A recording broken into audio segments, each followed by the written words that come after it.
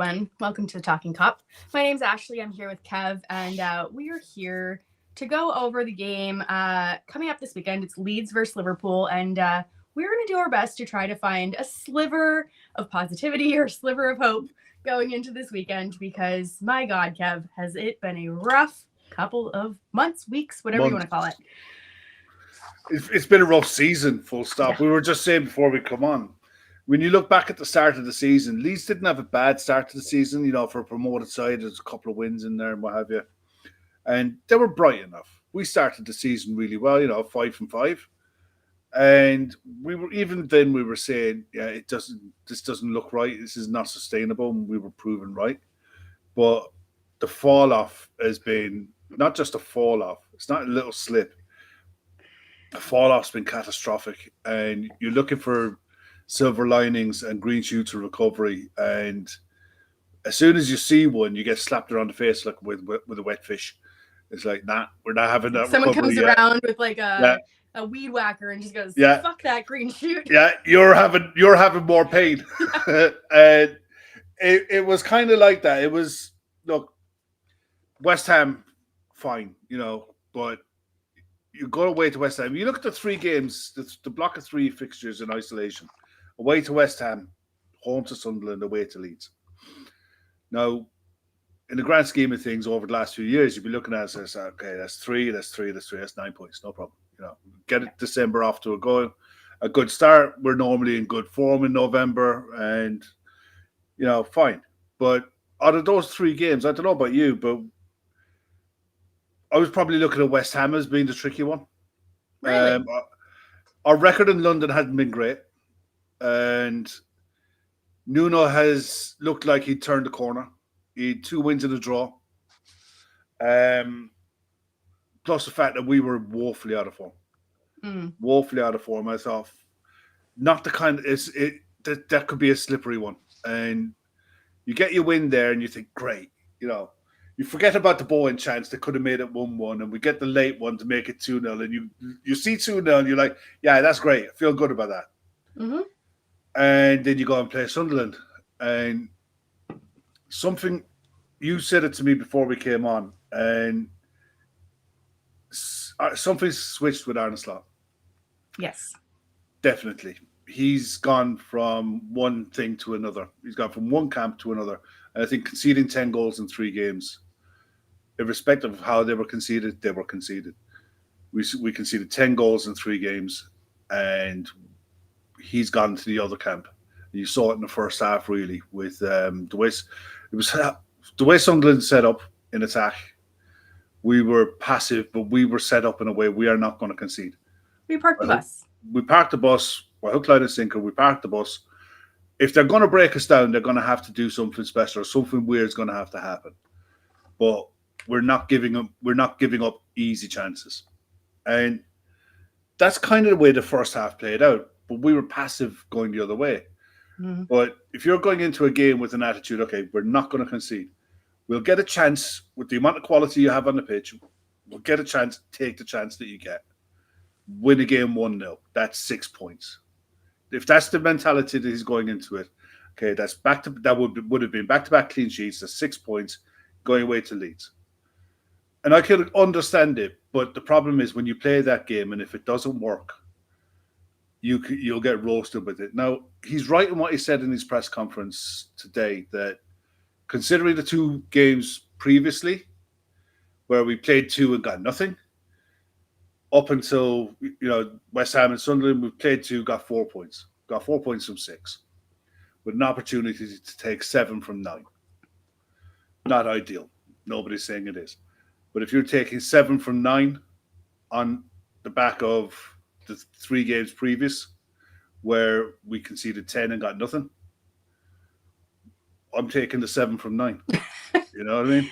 I get it. I think, I'm twisting my brain into a pretzel to try to make sense of where he's going with it. I don't know if there is like a where he's going with it. Right now, I think that this is, we say horses for courses sometimes. I think this is what he's doing, where, he needs to stem the tide. But as Liverpool fans, we are used to this team playing in a certain way. And parking the bus against a newly promoted side at home is not the way that we are used to playing. The idea that we just completely set off, we had no high press whatsoever. The fact that we left Verts and Isak basically just to kind of run in circles around their defenders, doing really nothing aside from burning their legs out.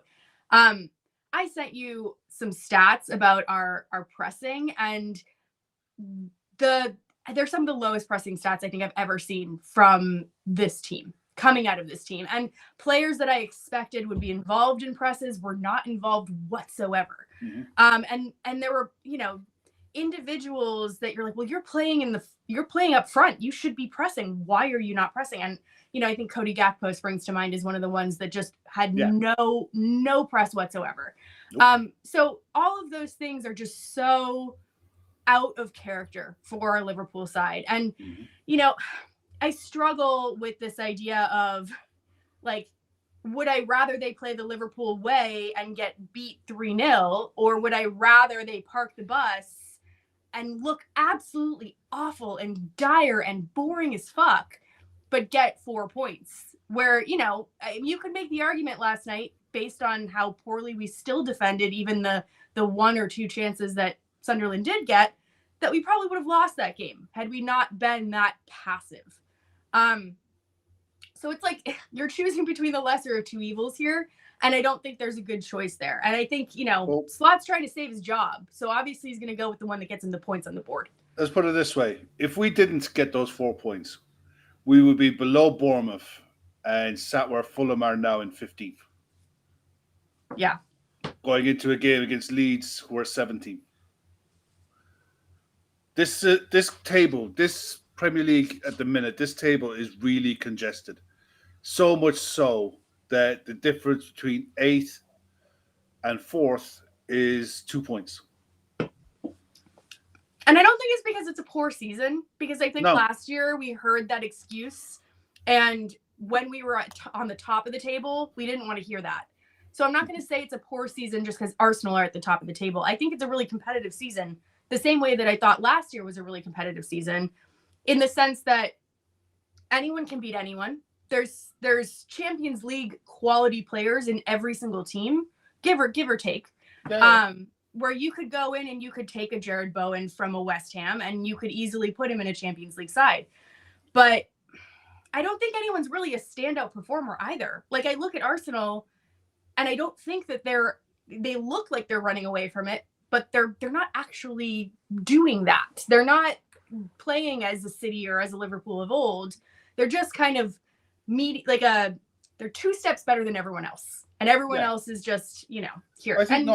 I think Arsenal are like we were last year. Yeah, I agree. We're doing enough to get a little bit better. Yeah, we were doing enough to get games won. The amount of games we won last season by the odd goal. Yeah. We won a load by the odd goal. They're just more consistent. Yeah, exactly. That's really what it is. And Sam puts that in the chat. They're just more consistent. Yep, and it is that. But you look at the rest of it, from Chelsea in 4th down to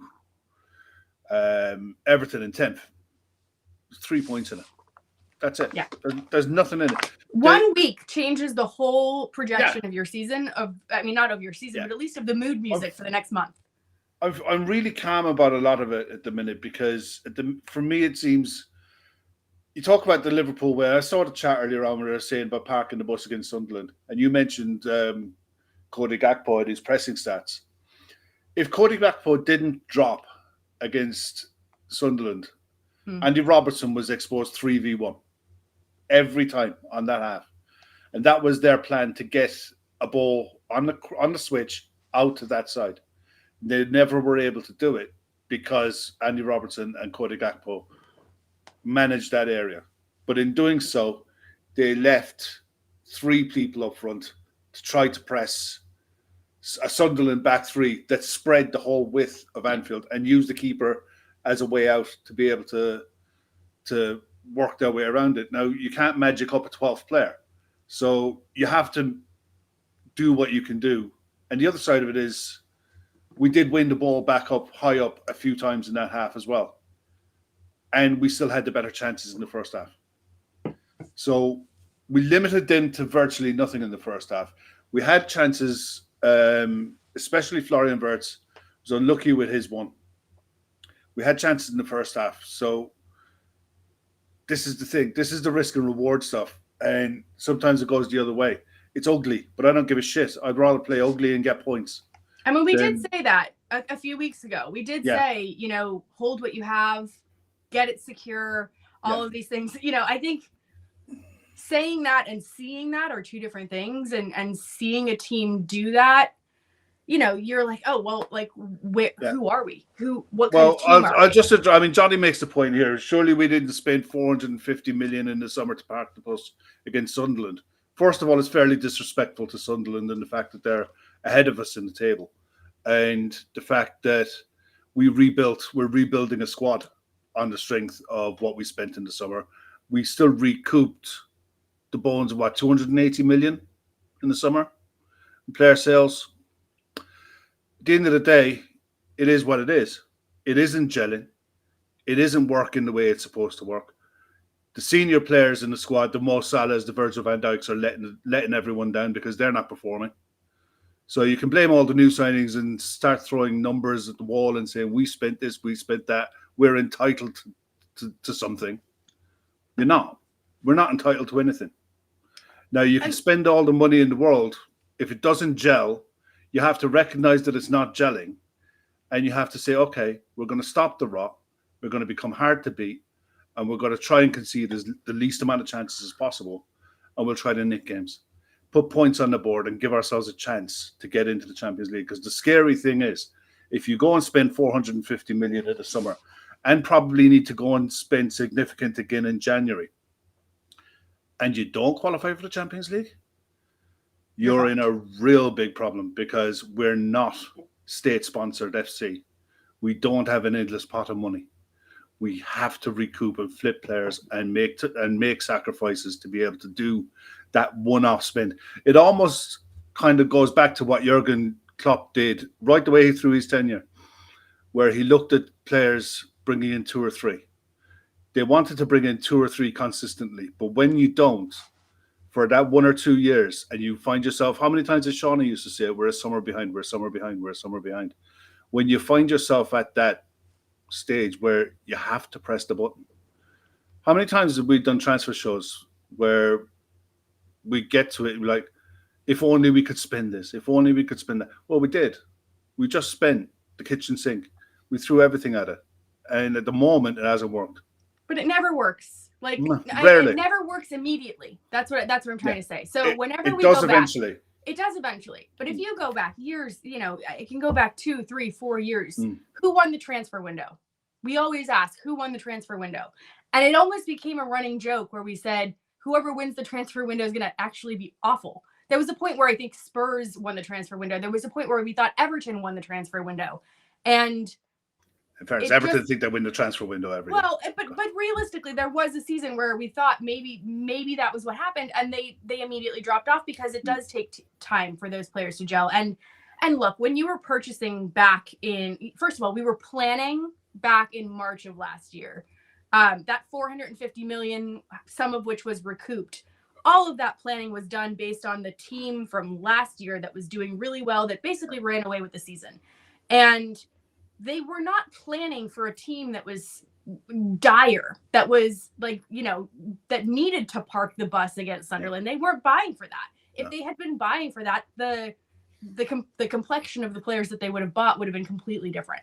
You know, and obviously with the power of hindsight, I personally would have bought maybe 2 or 3 defenders, maybe another defensive midfielder. I maybe would have shifted some of the funds away from the front line into the back. Like, there's so many things that I would have done differently, but we have to kind of deal with where we're at. And I know that as fans, we really don't like to watch Liverpool do this, but like, it's hard.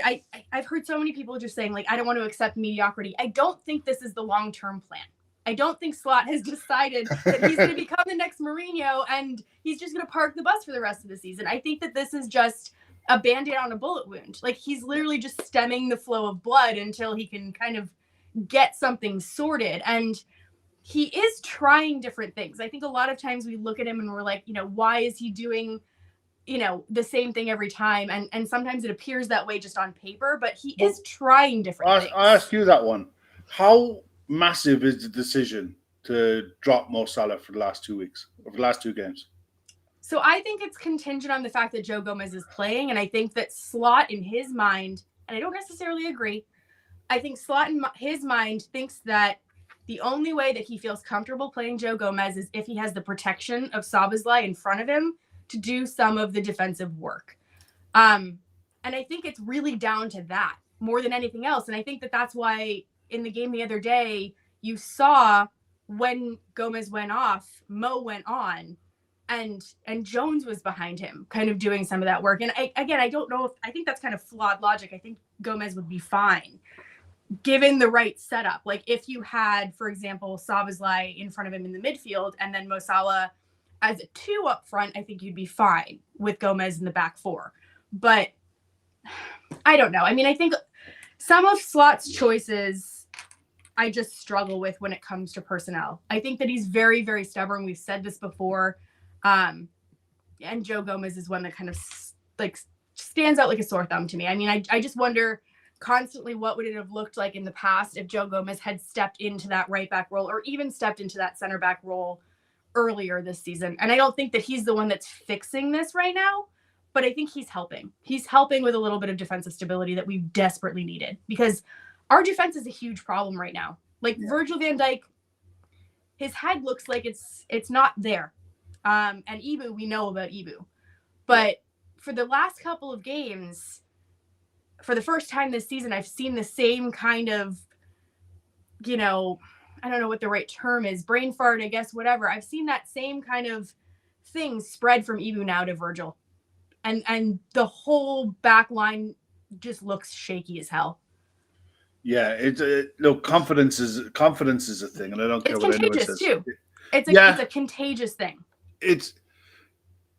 You used to see it a lot with you go back to the early time under Klopp, the first couple of years under Klopp, and the Brendan Rodgers, the year with when Gerrard last year, and you knew that you were going to get Liverpool were the best side in the league to watch because you were guaranteed goals.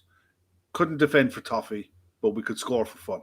We could score for days, and that's great. But it's not. You're not going to win anything. You have to be defensively solid and defensively sound. And I think the fact he's decided to take Mo out of the limelight for that last game and a half, Szoboszlai starting as he actually made a reference to it during his press conference, an inverted winger. Yeah, that's what it does feel like. That's what he labeled him as, an inverted winger during his press conference. But by doing that, it frees up the right hand side, and I think that's probably the way we're going to go. And I think that's the post Mo Salah era. Yeah, at least until I guess the question would be, we have Bradley back this weekend. I don't think he starts, but the following game that comes right after that, I wonder if when Bradley starts, Mo starts. That would be my question. Which I wouldn't do, but it's just, it's something that we can talk about when we get there. We cross that bridge. But, I do think that the reason that Mo's not starting is actually contingent on Joe Gomez more than anything else. I just look at it and I think that Mo Salah this season's contributed nothing. I agree with you. He doesn't contribute enough in a 4-2-3-1 to justify playing. If this was last season, you couldn't justify giving him a new contract. Yeah, and I mean, there's all sorts of conspiracy theories about was he playing for a contract or what. No, I don't think he's necessarily dropped off physically. No. I don't think that he was necessarily playing for a contract. I think that this is just, it's like the team dynamic where there's so many things that have kind of merged at the precise wrong time. It's a perfect storm. We've all talked about it. The thing is with Mo last season, you remember how he started the season. He started like a freight train. And for about 2/3 of the season, he was flying. And then it was almost a case of sides started figuring it out. and they started working out how to defend him, how to stop him, and his numbers started to slowly drop off. We won the league, and everything's all hunky dory, but he hasn't recovered the numbers wise from that, and you couple that with the fact that he has lost a yard of pace. He doesn't beat his winger, his fullback as easily as he used to, and he knows it. He's frustrated. You can tell a mile away that he's frustrated. Because it's one of those. It's like everything. The mind knows what the body wants to do, but the body won't let the mind do it. And it must be soul destroying for him because he knows how good he is. We know how good he is. We've seen. But he also is a player that runs hot and cold. Oh, I don't know. I mean, if you look at him over the course of a season, like last season, for example, I think the annoying part is that he's normally fantastic from August until December. And then he drops off. He routinely drops off. And sometimes that has to do with AFCON. Sometimes it doesn't. And, the thing with Mo Salah last year is that he had an entire summer off with nothing for the first time in his life. And so he was fully rested. I don't think that that's what happened this year when he, had to grieve a friend and didn't get a proper preseason and all of those things. And as you get older, having a proper preseason becomes more and more important as well. So he wasn't as primed, I guess, for this season as he was last year, which might have played a role in it. I think it's also, his age. I think it's also the components of the team that are around him. He's lost Trent. Szoboszlai, who's around him, who normally is a big part of his triangle, is moving all over the place. He no longer has a striker that he is familiar with. His whole front line changes every single week. So there's so many little things that, like I said, become a perfect storm for Mo Salah. But that being said, I wouldn't be surprised if he doesn't start this weekend. And that I'm okay with that. With that. Yoku makes the point here. Salah still has better, I assume that means stats, than Isak converts this season. It's true. Wirtz has more. Oh, because pressing stats are better. Okay, so purely goals and assists wise. If you're looking at football through goals and assists, looking at goals and assists, yes. Yeah. But if you're looking at pressing, running, chances created, Wirtz is higher. Eye test. Yeah, well, even the eye test, but if you want to talk about data for data's sake, that Wirtz is actually doing more. Isak is an anomaly the way that he's not been playing. So I kind of want to take him out of that conversation. But we said this in the other show. One of the issues that we have is it feels like Wirtz and Salah both want to play that creative fulcrum, and sometimes having both of them feels like there's too many cooks in the kitchen. We've said that before. I don't want to sound like a broken record, but yes, that's another issue that's going on. We should probably chat about the game just a little bit. Because, that's what we're doing, but it's also Leeds away on a Saturday evening, 5:30. December is going to be horrible. The atmosphere in Elland Road is going to be epic, especially on the back of beating Chelsea, and they hate Chelsea. I remember doing shows with Joe, and the hatred for Chelsea is real. Just mention Frank Lampard. Just mention Frank Lampard around Leeds fans and see what happens. It's hilarious. It's actually it's like sticking a pin in somebody and just constantly pushing that nerve. It's just one of those things. They hate him, and the vibe they'll get off the back of that win is going to be huge. But saying that, the way they won, they jumped on Leeds. On Chelsea, and Chelsea really took their eye off the ball. They looked at Leeds. They looked at the run that they were on. Maresca really picked a weak side.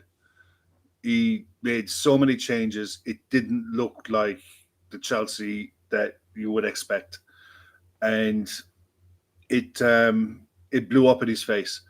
Leeds, for the first 10 minutes, pressed the living daylights out of him, got their goal. They got the early goal, and they sat off. They literally sat off for the vast majority of that game and said to Chelsea, it's up to you to break us down.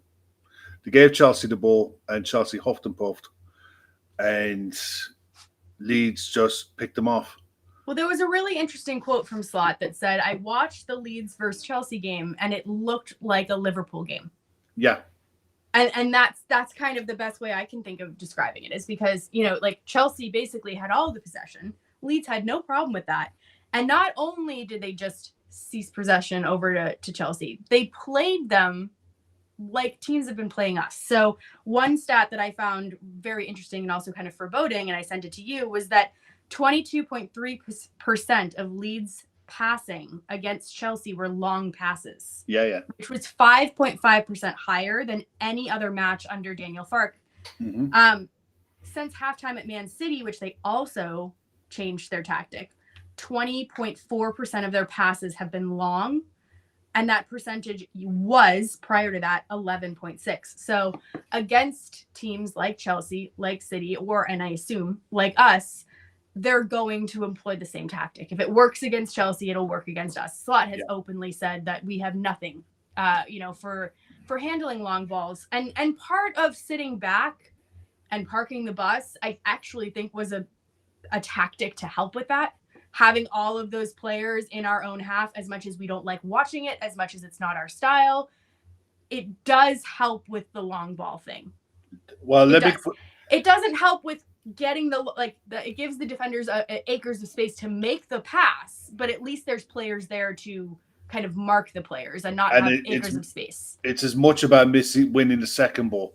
Put a bit of context on this. If any of you have the FootMob app, if you go to it, open up the Leeds against Chelsea game and look at the stats and look at the momentum. Leeds got their goal in the first 10 minutes, dominated the ball completely. They were man for man, pressed the living daylights out of Chelsea. Elland Road, the ground was up. It was buzzing. And as soon as they got their goal, they had a little spurt, and then it was all Chelsea for the rest of the half. Now, with 29% of the ball, they had an XG of 2.79, 17 shots and 5 on target for Leeds. Chelsea had 71% of the ball with an XG of 0.96, 14 shots, 2 on target, which tells me that they limited Chelsea to shots outside the box, and they got their goal from a dink to the back post and Neto tucked one in, and now, but essentially it was, they had all of the ball, and they didn't have any of the ingenuity to do anything with it. And for the life of me, I cannot see a world where Daniel Farke goes away from that. No, I mean, it worked against Chelsea. It'll work better against us than it will against Chelsea. I went and watched his press conference for this, and he was asked a good few questions about Slot or Farke? Farke. Okay, I didn't watch that. Yeah, because he talked about he's essentially he's kind of like from the Guardiola slot. Yeah. The mental, have the ball. If you have the ball, they can't score. Yeah, there's energy there. Yeah, and that's the way he's always managed, and it's never been great for him. And the question was put to him, is this the new playbook for how you can survive in this league? Is just give the opponents the ball? And he said, look, it might get you out of a jam. It might get you to the next game. But ultimately, if you invite pressure against top sides, you will concede goals. And you will end up chasing. The reason why they were able to do I think the game against Man City, he made the point. The game against Man City, they had something like nearly 40% possession in the game. Mm-hmm. So it wasn't a case that they gave up possession to City and tried to play long and hit them on the counter. They tried to use the ball as best they could, and they got close, and it was a late winner from City in that one. This one, because they got the goal early, it kind of, the game was dictated to by the early goal. But they had enough experienced players and defensive-minded players in that starting 11 that it suits them. This is the first time he's gone into playing this 3-5-2.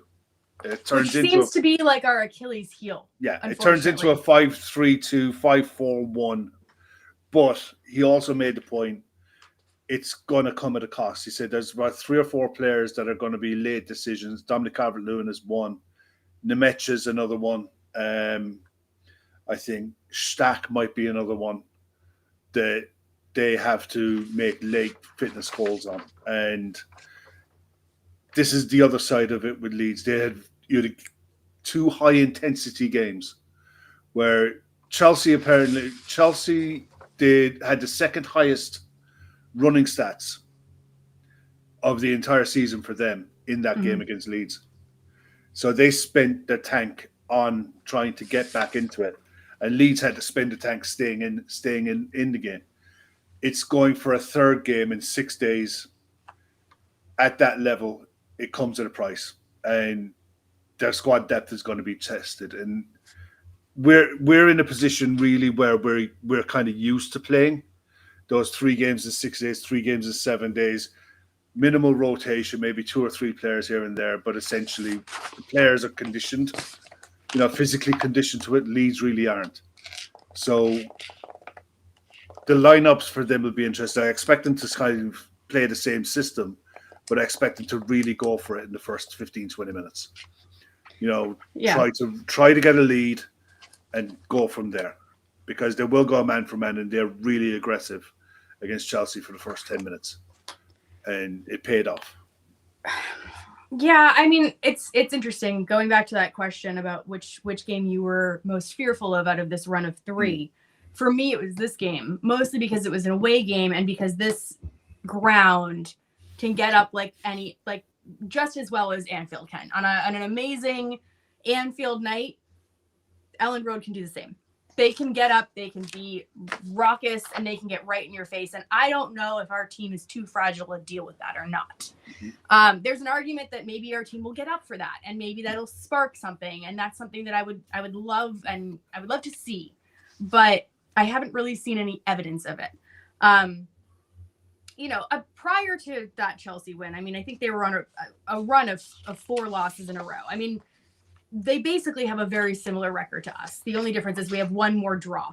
So Leeds' record is 2 wins, 4 losses. Ours is 3 losses, 2 wins, and a draw. So very, very, very similar, which is sad when you think about, us matching Leeds. But it's just that's where it's at. And I want to see if our team has the minerals to go away to a place that is bouncing after a great result against Chelsea. Are they going to cower? We know that away games are really difficult. We know that that's just not our strength right now. Going to West Ham is a completely different kettle of fish. We don't travel well to London, but West Ham is like a soulless, sad, depressing stadium. It is just, their fans are just sad. The stadium is just sad. And, I'm sorry if there are any West Ham fans that are here, but the stadium But they blow bubbles sad. and everything. They blow bubbles and everything. The bubbles are the biggest cover up in the entire world. It's like putting sprinkles on top of a pile of shit. It's literally such a sad stadium to go to. But yeah, I don't know. For me, I feel like it's a hell of a lot easier. It's basically like playing in an empty stadium. But going to Elland Road is just a different kettle of fish. And is our team able to kind of get themselves up for that? I just don't know. And do we want to see our team go and park the bus there? Because that's kind of what we're suggesting might happen. That's going to be a really hard watch. A stadium that's just bouncing, and us, theoretically, the Premier League champions, parking the bus against Leeds. That's kind of, and maybe that's the way to do it. Maybe that's the way to get points, but it's going to be a really painful watch. Yeah. I mean, look, if I'll just give you the Leeds lineup that FootMob are going with, and they're going with a 5-3-2. Perry and goal, by all accounts, is listening to a few Leeds fans and some of the journalists, not very good with his feet. Good shot stopper, but not great with his feet, and will give you chances when they press. But as you pointed out, you can't press fresh air when the ball's going over your head. And you can't press with 2 players. So no, we're either going to do it or we're not going to do it. Yeah, but if they're going long, don't bother trying. Stand on the halfway line. There's no point in pressing. Basically, don't burn out the legs of Verts and Isak, because they're just kind of like figureheads right now. Yeah. They're like puppet pressers. They're not actually pressing. Well, they're going with Bogle, Rondon, Bijol, Pascal Struijk, and Goodmanson as their back 5. Ampadu in the middle as like a 6. Grueff and Stack. Now, I like him a lot. I think he will probably go from Leeds in the summer. I think they got him, and I think they'll flip him. He just seems to me very. God, he's better than what. Do you remember Leeds when he like initially went to Leeds and everyone kind of thought that he wasn't at the level, and it took him like 2 years, and then he really like. We talk about players settling into teams and needing a little bit of time. He's a great example of that. Like I remember watching him and being like, "This guy's not going to cut it." Yeah, well, they signed him from Hoffenheim, and at Hoffenheim he played 39 games. He only had 2 goals and 2 assists. Right at Leeds, 13 games so far, 1 goal, 2 assists. But he's at the scene of the crime for everything that Leeds do positively. He's so disruptive in a positive sense. 6'4" from set pieces. You throw him in on top of a striker like Perot and Okafor with 3 centre backs. Ampadu as well, another 6-foot plus player. They're really dangerous from set pieces in an attacking sense and in a defensive sense because they've got so much height that they can usually look to try to counter from defensive corners and attack offensive corners. So this 5-3-2, 3-5-2, whichever way you want to look at it, I think it's a really good fit for them. And it's something that we're gonna struggle with at times. And we're going to have to be really patient watching it because if they do drop off into a shell, Okafor drops out into being like probably a left midfielder, and it becomes a 5-4-1. Ampadu might even drop back into making a back 6. Do you know what I mean? It could become that much of a roadblock, but then it becomes a game of patience, and you often see like, it. With... I'm just listening to you, and I'm like, they had 29% possession against Chelsea. Yeah. We don't want the ball. We're gonna sit back. It sounds like 2 relegation sides going head to head. Like who doesn't want the ball less? Well, I think that we will end up with the ball. We'll end up with the ball. We will end up with the ball. That's what it sounds like. It sounds like we're previewing, I don't know, like Stoke versus, I don't know, whatever, Leeds years back. The thing is, the last time we went to Leeds, we won 6-1. Yeah. And it actually made me really, really sad when I looked at the goal scorers on the day. Did it? Yeah. No, look, the last time we went to Leeds, won 6-1. It was April 23. Gakpo got the opening goal. Salah got 2. Jota got 2. Darwin got 1. And it was Sinistera got 1 on 47 minutes. And I remember it because it got, I think it was on 47. It got Leeds back to 2-1 on the day. And then Jota went up and just got 1 on 52 minutes. And it was just like, yeah, that's game over now. Then we just sat back and just enjoyed it. You know, that would happen to us again. Yeah, that's it. And the thing is, we've actually, you look at the results that we've had at Leeds in the Premier League, we've 5 wins, 1 draw, 1 loss. The 6-1 win. Leeds beat us at Anfield 2-1. Then we beat them at Anfield 6-0. We went to Leeds and won 3-0. There was a 1-1 draw, and there was a 4-3 at Anfield. Going back to we're 2020. unbeaten in 6. Yeah. We've won 4, drawn 2. Like, yeah. They've won 1 time against the reigning Premier League champions in their last 16 games, which isn't to say is a great stat because we are not the best reigning Premier League champions. But like, I want to go into this game with confidence, and it's so hard after being burned so many times to go into any game with confidence. But you would think that Leeds is a game that you should be able to go into with confidence. I think the atmosphere, if it's a hostile atmosphere, that could help us. I hope so. It really could. I really hope that that's the case, and I really hope that we don't cower because. Well, what would you go with your lineup now? You know, all things considered, you've heard where we are injury-wise with players and training and what have you. We assume there's been no injuries or anything since the press conference this morning.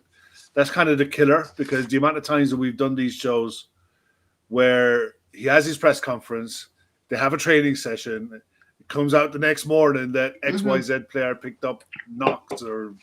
Well, that's why I wanted to do this on a Friday instead of a Thursday, because it's helpful. And I want to touch on some of the things that he mentioned in his press conference after this. I think he goes the same. And I know that a lot of people aren't going to be happy with that. I know specifically a lot of people want to see Gakpo dropped, but I think right now this is his sort of break glass team. And I don't think that Bradley's going to be ready to start. If Bradley was ready to start, I think that it would be a different story. Because I think then you would have a situation where Bradley would start and Mo Salah would start. But I don't think they're going to be ready for it. Yeah, I think I'm going to go Allison, Gomez, Kanate, Van Dijk. You might go back to Kirkes. I don't think that Robertson did anything spectacular in the last game. I think it's going to be Gravenberch. As much as people hate it, I think he's going to stick with McAllister because I think he's trying to play him into form. I would go Jones, but I think he's going to go McAllister. I think he's going to put Verts in there. I think that he's going to put Szoboszlai on that inverted right wing. I think he's probably going to go Isak again, as much as I'd like to see Ekitike. And I think that he's going to put Gakpo out there. And I think that everyone's going to lose their shit. Honestly. And like I said, I think that Gakpo is kind of the sacrificial lamb. I think that everyone wants him to be benched. And it was really interesting to hear Mo Stewart ask Slot about that. That was a really good question. He always asks good questions. Yeah. He asks questions that I think fans want to know, which is great. Yeah. And he asked Slot, do you think that Gakpo is suffering from a lack of competition? And we were told as fans that Chiesa would get time out there and that Rio would get time out there. And, his answer was, it was a little bit, he skirted around it a little bit. And he basically said that Rio has had more minutes than any 17-year-old in the league, which for me, it's like, well, then why was he created as a viable option? Why was he sold as a viable option if you were always going to kind of keep his minutes limited? It makes sense to keep his minutes limited. I'm not saying throw Rio in there, but he was sold to the fans as this is our temporary Diaz replacement. That's just not the case. He got asked about Chiesa, and poor Chiesa, I don't really know what he needs to do to get a game. My favorite fact that I didn't mention in the last show, but my favorite fact about the game against Sunderland is that Chiesa hit his top speed in the last 3 years in that sprint going back to save that goal line clearance. That's the fastest he's ever run since he was back at Juventus. And they actually did a whole breakdown of how he could have broken his hamstrings in half because of how much faster he ran in that sprint than he does traditionally. Yeah. So the fact that he didn't get a hamstring injury was great, but the level of kind of desire and intensity that you saw in Chiesa, although not always channeled in the right way, in that instance it was channeled in the right way. We've seen him, also be a little bit petulant. You would think that would be enough to get him on the pitch, but I just don't think it's going to happen. I think he's going to go with Cody Gakpo again, and I don't know what to tell people about that. I think that that's just. He's one of Slot's kind of tried and trusted. I don't know if it's because he's Dutch. I don't know if because he's doing a lot of work off the ball that we're not really, seeing as much as Slot's valuing. I don't know what it is, but I think that he's going to go the same. I hope so, Red Steve. That would be fantastic, but I don't think it's going to happen. I wouldn't be a bit surprised if Bradley starts tomorrow, because if he's been training for the week, then.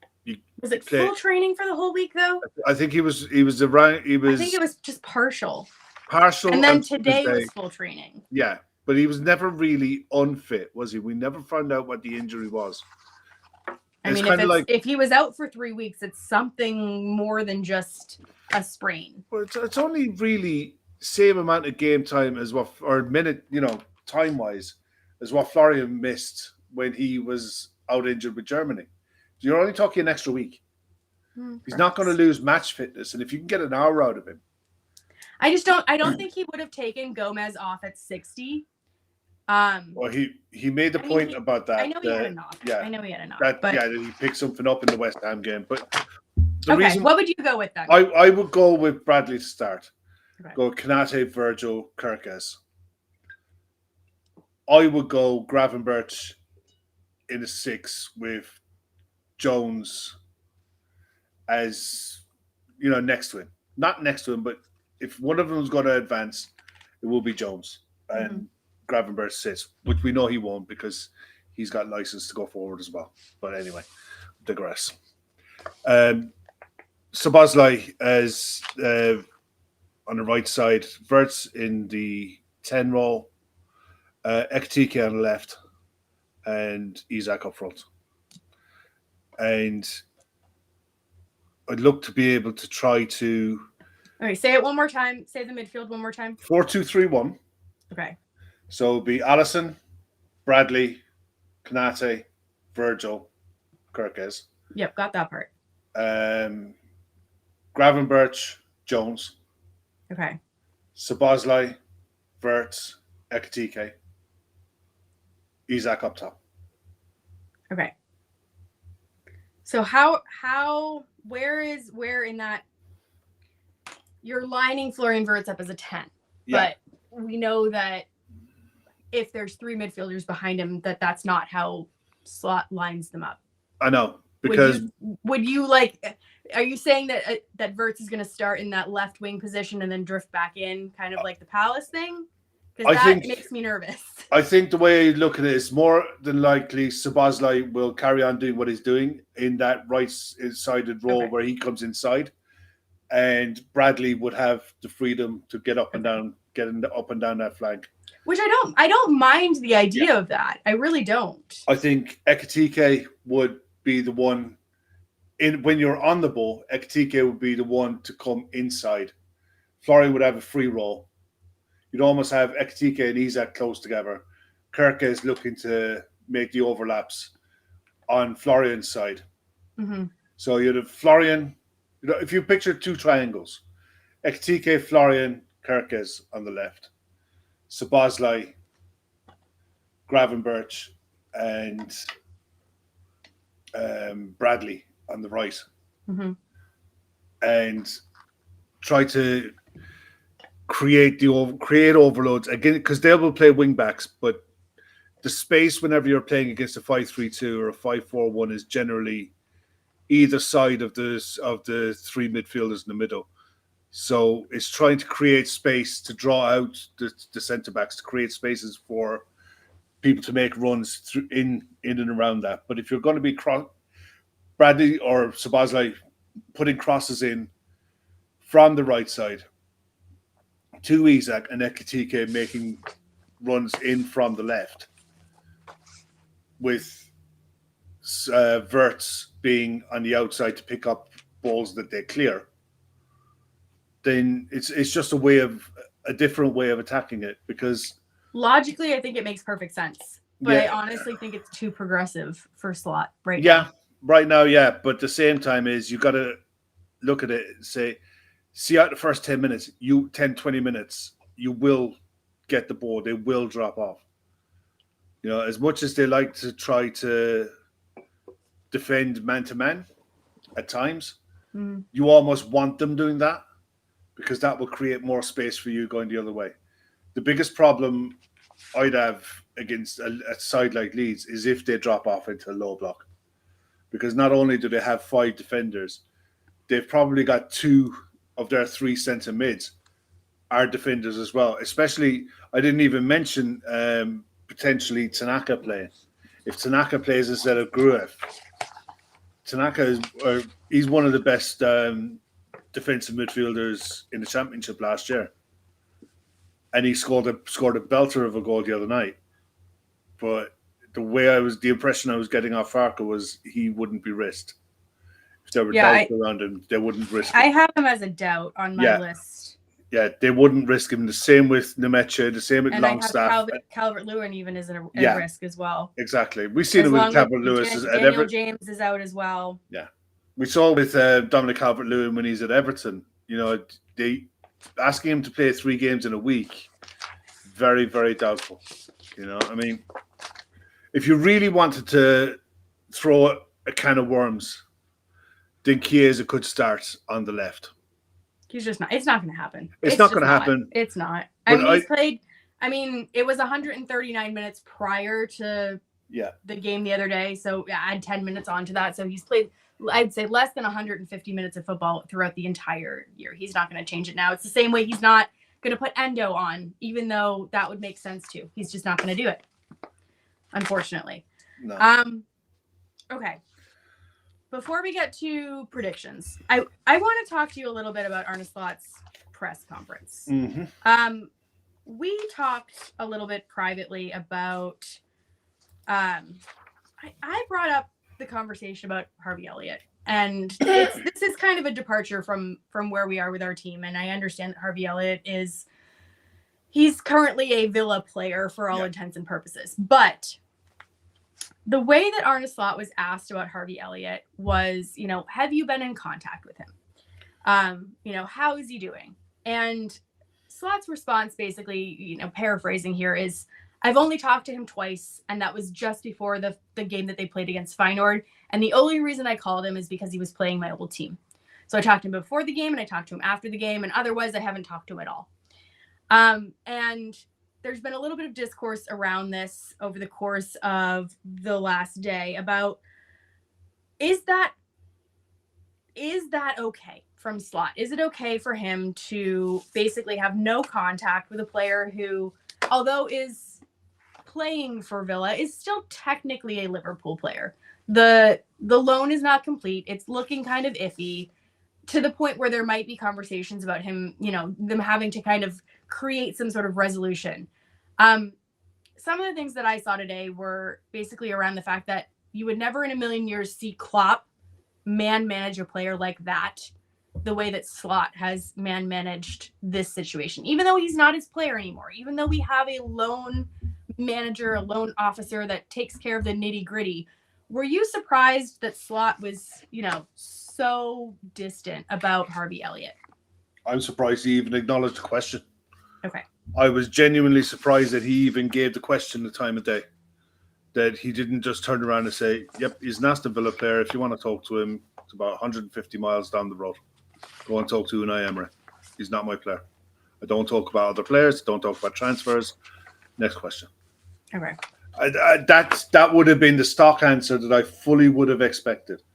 The fact that he talked to him twice about what he said about, before and after Feyenoord, I wouldn't expect him much more than that. I mean, it's no secret that he wanted to leave, that Liverpool kept him until the end of the transfer window to make sure we got the deals over the line that we needed to get over the line, and then we sanctioned the move for him to go. He's been making noise about wanting to go for a while. It was pretty much common knowledge last season, towards the second half of the season especially, that he was out of favour, that he wanted to go and play. He went to the under-21s, did really well, player of the tournament, and come back, secured his move to Aston Villa. I thought Unai Emery, Villa, Europe, that's a good move. That's good though. The reality of it, it's been a disaster. And it's been a disaster because of Aston Villa. Whatever promises Aston Villa made Harvey Elliott to get him to sign that deal are up in smoke. The only reason he's not involved in matchday squads with Villa is financial. He has to make 10 appearances, and then Villa are obliged to buy him. Villa can't afford to buy him, because it's looking like the Villa won't qualify for the Champions League. If they don't qualify for the Champions League, it means at best they might end up back in the Europa League or the Conference League. Financially, they're in deep trouble. They threw everything at getting back into Europe last season. And this deal for Harvey Elliott, they looked at it, and partially down to the player, partially down to the manager, but ultimately Villa can't afford to buy him because of the returns, what they're going to get from him on the pitch. It looks like it's a deal that they just can't do. So they're not picking him. Nobody can tell me that he's not one of the top 20 players at Aston Villa Football Club. Nobody can tell me that he can't be on a 9-man bench and make appearances off the bench when they're 2-0 up with 20 minutes to go and they need to see a game out. Or if they're in Europe on a Thursday night and they need to rest players or rotate or whatever, and he's not available to the manager. I'm sorry. That it screams that it's a money decision. I feel Liverpool want him off the books. They want to get that sale through. But if it's not going to be to Villa, and Villa looks like they want him, they're not going to use him. Wouldn't be a bit surprised if some kind of situation is engineered in January to maybe move him again. But I don't know if you're on loan at one club and you go back, can you go back out and loan to another Premier League club in the same calendar year? I don't remember. Before he left Liverpool, had he played for Liverpool in the league this season? I think so. I think he's locked in. Yeah, I'm not sure you can play for 3 different clubs in the same year, in the same season on loan. I don't know. Yeah, I think and that's the truth. Yeah, I don't know. I'm pretty sure he's locked into playing for a maximum of 2 clubs. Yeah. So he made he did. He at the very start of the season, he made an appearance for Liverpool, and then he joined Aston Villa, and so he can only be registered. Yeah, I think he's only able to play with 2 of them. I'm pretty sure. Well, Oisin's making the point here. He's played for Villa or played against Newcastle off the bench. Yeah. The thing is, I honestly looked at Harvey Elliott, and I remember I was having a conversation the other night you've seen it as well with Dylan, and he should have gone to Germany. He had the opportunity to go to, I think it was RB Leipzig. I think West Ham wanted him too. Yeah, and I think that would have been a better move. I think the Bundesliga. Germany, I mean a better move than Villa, but yeah, yes, Germany would have been the but I think the Bundesliga. That, Morton is doing so well. Well in France. He needed to go to a different league. Exactly, yeah. Because he's not, especially the direction that the league is going in, this like physical kind of giant men kind of thing, which is not necessarily my favorite thing to watch. Harvey Elliott's not that player. He's not going to succeed in that kind of a league. And it's the reason why Morton didn't get time here, but looks great in France. Elliott would do the same. Elliott would look fantastic playing in France. Exactly. The same way that Morton has. But the flip side is his wages probably prohibit the vast majority of clubs taking him. So it's just an interesting kind of point. I was surprised he was even asked the question, which makes me wonder. I think he was a little bit blindsided by it. Yes. I wonder if he was prompted, if they prompted someone to ask that question, to try to engineer some kind of a conversation out of Aston Villa to help the player, because I don't think there's any benefit to Liverpool for Harvey Elliott sat on a bench, wasting a year, losing a year out of his career. When if he doesn't trigger the number of appearances, he comes back to Liverpool, and now it's worst case scenario for every single party involved. Exactly. Now it's our problem again in the summer. Yeah, and I mean, especially for a player that, I feel for Harvey Elliott. Like, he had so many injuries that were at the worst possible time. And, it just goes to show that whoever's advising you can really steer your career, and you can have these sliding door moments, because this was one of those. I mean, he's not making a ton of money, but, 65,000 euros or pounds, 65,000 pounds is his wage at Aston Villa. So I could see him being affordable for some clubs, not all clubs. Yeah, I think there's definitely clubs in Europe. But he's not on anything ridiculous. Like for a player like him, he's actually on a pretty good wage. Yeah. But yeah, no, it was something that was brought up. I thought that was a little surprising. It was a good question. The other one that I thought was really interesting in Arne Slot's, it looks like the Hungarian state media have a journalist permanently what the fuck is going on with Szoboszlai? No, they have a journalist permanently placed at Anfield now, because he's there every week and he's asking the same questions. Yeah.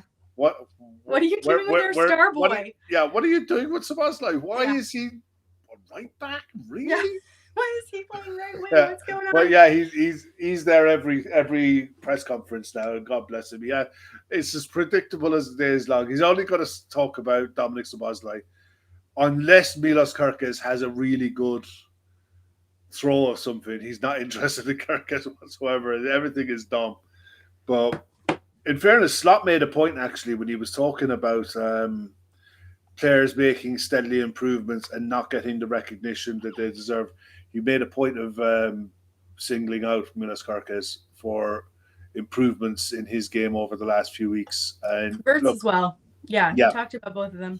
But we have to remember that as much as money was spent and what have you, he's just turned 22. He's younger than Bradley. Milos Kerkez is my birthday buddy. We share the same. Yeah, we share the same birthday, and it's like he's just only turned a few decades different. But yeah, he's just turned 22. You know what I mean? It's like they're going to improve. It might be a slow burn, it might be a slow process, but they are good players. They weren't brought in off the back of some Sheen wish list or something.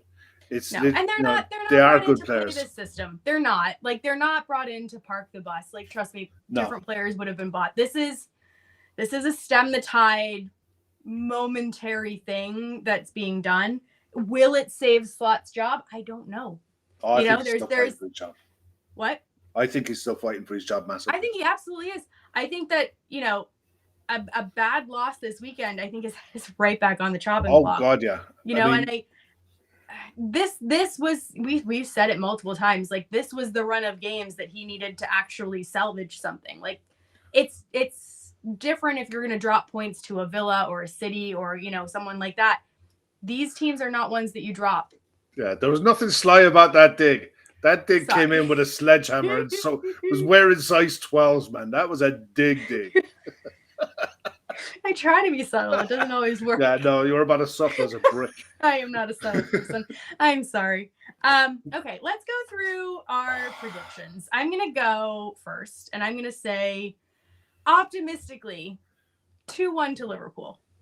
I don't think we keep a clean sheet. I think that we have another fucking brain fart because that's just what we do. I don't know who's going to have the brain fart, but someone is. Someone's going to pass the ball into midfield directly to a Leeds player, and they're going to score a goal. But I think that for us, I want Florian Wirtz to get a real 100% his own goal. Not an own goal. I don't care. I think that own goals are such like a horrible construct. But I think that Florian Wirtz is going to get his first goal. And I think that, I'm going to give Szoboszlai the second one because I just think that he's our most dangerous player. And if he is going to play in that more advanced kind of inverted winger position, whether it's a long shot or, a little bit closer goal, I think that he has looked like our most dangerous weapon outside of Ekitike, who just isn't on the pitch as much as I'd like. Yeah. I think we'll go there and win. I think we'll win 3-1. I think they'll probably score from a set piece. I think they are dangerous from set pieces. They've got a lot of height and physicality in there. And as much as you can defend a lot of things, I think we've defended set pieces better the last couple of games. But I just think that'll be an avenue for them. I think they're 8th in the league for set pieces. I think they have 7 goals from set pieces. So they're good. They're not the best, but they're way better than we are. Seeing a lot of Desmonds in the chat. I don't think a Desmond's good enough. No, I really don't. I think it depends on the game itself. Look, I think we'll score goals. That's the one thing I think with Chelsea. Bob, go home. Yeah, Bob. He's probably at home watching this. No, show, Bob's. But, No, what's happened is right. They've replaced salt, the sugar in the sugar pot, with a tub of salt, and he's had 2 spoons of salt in his tea, and he's humpy as fuck. He won't throw the tea away because he doesn't want to waste the tea bag. So he sat there supping his salty tea, and he's just got the Salty rifle. tea sounds awful. Bob is going for a 1-0 lead. I know, that's what I said. Go home. God bless you, Bob. That's what I'm talking about. I'm sorry, Bob. You're a bad... we jest. Bob knows we're only messing. But no, I think when you look at the volume of chances that Chelsea had, they weren't good chances, but they did have chances. And I think if you look at Szoboszlai playing in that position, he does get plenty of shots off, and he does pack a wallop with his shots from outside the box. And I think if you're going to play with two forwards, two strikers, in Ekitike and in Isak, and you're playing with fullbacks who can put crosses in Bradley and Kirkes, then I think you're going to give yourself chances. You will create chances, and you still have the. Can we get the ball to our strikers? That's the question. That's the question. Can we get Isak to touch the ball more than he? And again, Slot was asked that. Yeah. As well, and he was really defensive about it. I understand it because I don't think it was a weird question. No. So Isak did get the ball. I think it was 14 times. Yeah. And he compared it to how Haaland plays and how Haaland got the ball on average around 20 to 22 times a game. I'm sorry, but the way that Isak is playing right now is not comparable to Haaland. You can take stats and you can make them into any story you like. And in a situation where Haaland is getting 22 touches of the ball but scoring 3, cool, awesome, that's great. Yeah. Alexander Isak is not delivering those numbers, so I found that a little bit infuriating. Like I told you guys this morning, for some reason this press conference rubbed me the wrong way, and it was just a bunch of little things that rubbed me the wrong way. But this was another one where it was instead of just acknowledging the fact that Alexander Isak is not performing to the way that we all expect him to perform, it was all of these kind of, let's compare him to this, or let's compare him to this, or let's compare him to this. And it's what he does. He's going to deflect away from his players. And I guess that's good management, but it was infuriating. Yeah. I assume, no, this is a question actually. It was an interesting one. I'll ask it. He asked it of me. Daniel asked it of me. I'll ask it of you. Oh, I take Guimaraes all day. Or Tonali.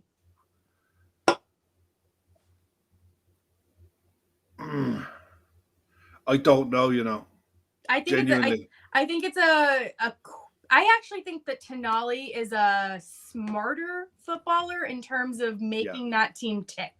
But if we need more aggression, then I'd go Guimaraes. So I guess it would be a matter of which hole would we be looking to plug. Because I actually think that Tonali is the brains of the operation. And I actually think that Tonali would help us in that department, because I hear a lot of people talking about how Henderson was the brains of the operation or was very vocal. I'm not going to take Henderson back where he is at this point in time. You don't do that. But someone like that is that sort of general on the pitch that's very smart, I think we could do that. But I do like Bruno Guimaraes's just pure kind of aggression, bulldoggy nature, and I think that we also lack that. So I would take both of them. Yeah, and that's the thing. I think you have to look at I think they're a good partnership. Genuinely, I think you look at that Newcastle midfield as a pairing. Steve says Bruno cuts holes in his socks so he can go to fuck. Look, I think Tonali is. I remember watching. I think he was at Brescia before he got his big move, and we were linked with him back then. And it was always felt that he needed the move to get the move, and he kicked on. And I from a distance, I kept an eye on what he was doing, and he's just improved and improved and improved. I agree with you. He's definitely the brains of the outfit. I think he's just like the unsung hero. He reminds me of McAllister last year. Yeah. When McAllister was pulling all the strings. And I don't know what the fuck has happened to McAllister. It's one of those things that I think that Bruno Guimaraes and Tonali complement each other. They do. I think they are a partnership. And, in fairness, Newcastle at the minute look like they've got injury problems because, they're home to Burnley. They're home to Burnley tomorrow. And one of the 3 o'clock games. They've looked better, honestly. I thought they were in deep shit for a little while. And, Yeah. It goes back to that conversation of the table being so condensed. I thought Villa was in deep shit too. And Villa's all of a sudden in this conversation. I literally read an article today that said, can Villa challenge Arsenal? Today. Yeah. And obviously people need to fill column inches and things like that, but all it takes is a couple of wins and all of a sudden the narrative just shifts. And if you watch the games with Newcastle, I actually think that they've done a good job kind of steering the ship back on course, because I thought Eddie Howe was out of there. Yeah, I think that when you've got a manager who's got credit in the bank, and we have that situation with Arne Slot as well, and I think the club will try to give them as many chances as possible to get themselves out of it. This is Arne Slot's first real hard spell. You know what? And it won't be his last. Did you read the article from The Athletic that they interviewed a Feyenoord fan? And they asked what's going on with Arne Slot.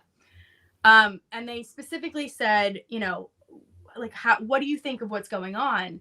And the Feyenoord fan basically said that when they were supporting him, they all knew that he had one blind spot. And his one blind spot was that, and this is a direct quote from this Feyenoord fan, the one blind spot was that he never had to take his team out of trouble. He never had to deal with adversity because he never lost more than 3 games in a row. And the Feyenoord fan basically said, we're all really confused watching him, but we all still believe that he's as good of a coach as ever. But we don't really understand why things are falling the way that they're falling. And the article kind of went on to say that in that realm of the world, a lot of the blame was falling on the players rather than the coach, as it would, because he's like the Klopp for them. He's their, messiah and all that jazz. But it was interesting. I've wanted to hear from a Feyenoord fan for a while because they do have such a high regard for him. And it's interesting that was just notably the blind spot that they had even before him going away to Liverpool. It doesn't surprise me, because whenever I've listened to Dutch fans especially talking about Dutch players who don't play in Holland, who play outside of the Dutch league, they are critical to the nth degree. So much so that they will tear each other. It's kind of like why the Netherlands in general tends to tear each other apart when it comes to major tournaments. They they can't help themselves. It's like they cannibalize each other. And I know. They're very harsh. They're very harsh. And look, they're very direct. I feel like Virgil gets absolutely torn apart. Oh, he does. For how good he is. Yeah, he does. And the thing is, any slight deviation away from the drop in standards, and it's the worst in the world. It's kind of like the same with Salah. This is probably the longest spell he's had in his Liverpool career where he's in a sustained slump, in terms of goals and assists, but even in terms of performance at the minute. It's like, we know he's going to AFCON. We don't know how long he's going to be going for, but we know that we're going to have to make adjustments without him. So you make the adjustments now because you still have the option of him off the bench if needed for the next couple of games, for the next 3 games, I think. And then you hope the Frimpong comes back and you have an extra body in and around the squad. But I don't know. Look, I'll go back to our... Can I read the quotes that are just coming out from the embargoed section? Yeah, because they just came out. So there's one on... Hold on, let me see where they start. Okay, so it starts... Slot specifically talks pretty much at length on Alexander Isak. He says, when I leave this room, I'm going to have breakfast, and then medical staff will come in with a list of players who they feel might be a risk, might not be a risk. Risk is not a good word. He had a lot of workload, is the way we describe it, and I would be surprised when it comes to Alex's name that they don't say anything. But I think he's getting closer and closer to having regular starts. So it could mean that he plays tomorrow, or it could mean that he plays on Tuesday. I think physically, after 2, 3, 4 months now, he's getting closer and closer to that situation when he plays more, which we have already seen because I've played him in 2 games in a row. He continues. I think the best way to judge that is if he scores 5 or 6 in 3 or 4 games. But I don't think that you can compare the two of them, Alex and Holland, in terms of presence. One is, I don't know how big, and Alex is slimmer. But the Alexander Isak, who scored so many goals for Newcastle and was then standing there when we played the League Cup final, and I thought I would love to have him in my team. He has presence. Presence also comes with confidence, and confidence comes with scoring a lot of goals and wins. He definitely has presence. That's what I felt. And I think that's what our players feel when they play against him last season. The main difference for him is that we are facing here many times a low block, and it is not that it never happened at Newcastle, but not as much, I think. I think this season the league has changed. We see so many more low blocks than I saw last season, but I see this not only against us, I see this in many games. It makes it harder for him compared to his time at Newcastle, but I think it is also him adjusting to his teammates and his teammates adjusting to him. But it's obvious and clear that we have not the profile of Jacob Murphy, for example, available at this point in time. We signed him for 6 years, not for 3 months. I kind of get that, and he's right in what he's saying. We've said it ourselves, haven't we? When we're talking about all these new signings, none of them were really signed for the short term with a short term view. You hoped in the short term that it would all kick into place, but it's about the medium to long term. So, more so with the younger players, but you hope that the experienced players, the ones that are around Alex's age, 25, 26, that they would hit the ground running, and, I suppose you go through a period where you haven't really played any meaningful football in 2 or 3 months, to suddenly coming back into a new club, new training environment, new regime, new players, couple that with a side who have fallen off a cliff form-wise, and you're the golden boy, you're the messiah. You've got to come in and hit the ground running and fix everything because we've paid a gazillion pounds for you, and this is like FIFA and semi-pro. You're supposed to score a hat trick in 10 minutes. It's not. It doesn't work. It's not the way it is. But it doesn't work like that. I mean, Real Talk makes the point from that recent Isak Sky interview. His confidence is very low. I don't know if you saw that. I sent it to you, but I think he's a very soft-spoken person, full stop, and I think that it comes across as low confidence. But I do think that he is struggling. I think he's a very private person as well. I've read a few things about what other players talk about him. McAllister came out the other day and spoke about it as well. Yeah, how he doesn't really talk that much. Yeah, and that's fine. And I think in time, hopefully it'll develop with him. But I don't, confidence is a fickle thing, and when it clicks, apparently this time last year at Newcastle, he was in a similar kind of form goal wise, and then it started. And I remember, and the only reason I remember it, I had him in my fantasy team, and I never took him out, and I forgot all about it.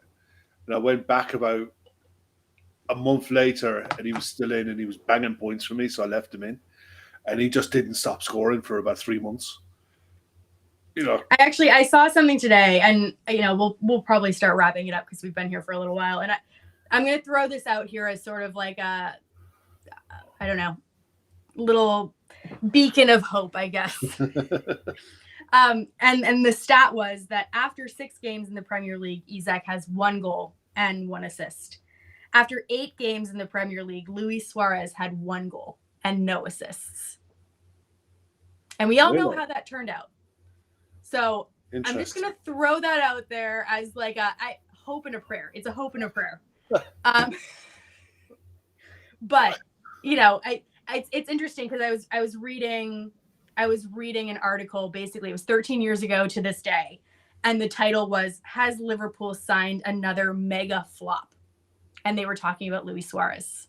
Yeah. And it was at this point in his career. It was after 8 games. He had 1 goal, and that was the title of the article. And just the comparisons again, and I'm not saying that Isak is going to become Luis Suarez, but it was just a really interesting comparison. The way that the media treats these mega signings and these big players that are supposed to hit the ground running. We have to give him time. We have to give him time. I mean, he has not played that many games. I know it's been a long time it feels like it's been a long time. It's been months, but he's been unfit. He's been coming back to fitness. We have to give him time. And I hope to God that he kicks on in a way that will make that money look like money well spent. And, if FSG, excuse me, have said anything over and over and over again, it's that they can't spend money twice. And they are really, really careful about the players that they do spend money on. And I think that Alexander Isak will come good. I do. I just don't know when. That's the hope.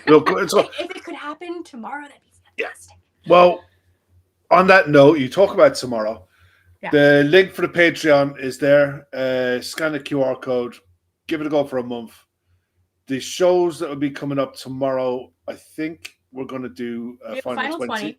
Yep, we have a final 20 coming up, which, in case you haven't seen that before, it's where I believe Kev and I and maybe one or two other people are going to sit down and just react to the 3 o'clock games. And hopefully things will actually happen in the 3 o'clock games.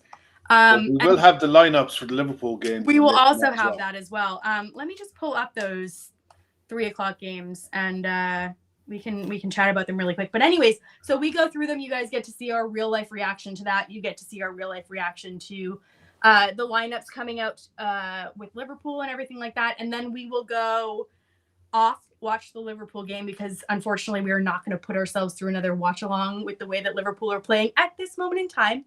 Not saying that won't happen in the future, but, for the sake of our mental sanity. And then immediately after, we will have that match reaction show on YouTube. So Patreon will be that paid final 20. So if you're a member, you don't have to pay anything extra. That's already part of your package. If you want to sign up for that, you can try out that over there. And there's also an added benefit that if you sign up before the 22nd of December, you're in for a draw to get 6 months free of our Patreon. You can also gift 6 memberships to other people if you want to. And there's also an additional opportunity to gift memberships in general. So if you have a Liverpool fan in your life and you're kind of struggling for a gift at the last moment, this is a great gift that you can give them on Christmas Eve, and you can literally deliver it the next day. It's better than a gift card. Yeah. So that's an opportunity as well. But yeah, let me see those games. We'll tell you what we're going to be watching if my internet decides to play along. So tomorrow at 3 o'clock, we have the Newcastle United versus Burnley. We have Spurs versus Brentford. We have Everton versus Forest. We have Bournemouth versus Chelsea. And we have City versus Sunderland. So there are a lot of games. I don't know. We're going to need multiple eyeballs tomorrow. So there's a lot going on. So there should be enough excitement that we won't just be sitting there being like, and now we're watching this person pass into this person. And here's a corner. Because that gets annoying. We know that. Yeah. We understand that. So hopefully there'll be There's 6 games for the 3 o'clocks tomorrow. Yeah, it'll be good. So we got that. I think that's about it, Kev. That's pretty much it. No, look forward to tomorrow night. It is a 5:30 kickoff for Liverpool. Under the lights, away. Elland Road. Should be a good atmosphere. Yeah, should be good. Be a bit of crack anyway. And hope for the best. Hope for the best. That's all we can do. Fuck it. That's all we can do. I know. All right. Anyway, thanks for those. Well, I was going to say thanks for the people in the chat who avoided the toy show or needed a distraction for the toy show or slipped out into the kitchen. I don't know. You guys do that thing. We don't do that here. Oh, the toy show's great. I wish we had a toy show. It's a lot better than watching the fucking FIFA World Cup draw. Oh, I didn't watch it. Good. I'm so sorry. I turned it on. I'm sorry. I'm American. I'm from the United States. No, it's not your fault. So sorry. Half the country owes the rest of the world an apology. Oh, I'm so sorry. No, I watched it. I saw Carney. I saw the Mexican president. And I saw Trump come out. And I thought, I couldn't watch it. I couldn't. I'm sorry. To anyone that decided to watch it. I got into the WhatsApp group and I was just following. Emmett was live tweeting it. And I was like, okay. Thanks, Emmett. Cheers, buddy. I found out the groups and stuff. There's a couple of tasty groups there, but we'll get into that. I'll tell you what, we probably will do something on that. We'll probably do a show on that on Patreon maybe next week when we have a quiet night or something. Yeah. But anyway, anything else? I think that's it. Yeah. If anyone wants to throw in score predictions or anything down below, give us a comment. It helps out the channel. But otherwise, I think that's it for us. We will be back tomorrow within a couple of hours, really. So we have to get off to bed. But thank you, everyone in the chat. Cheers, we guys. Appreciate you more than anyone else. So we will see you tomorrow. See ya. Bye-bye. Bye. Bye.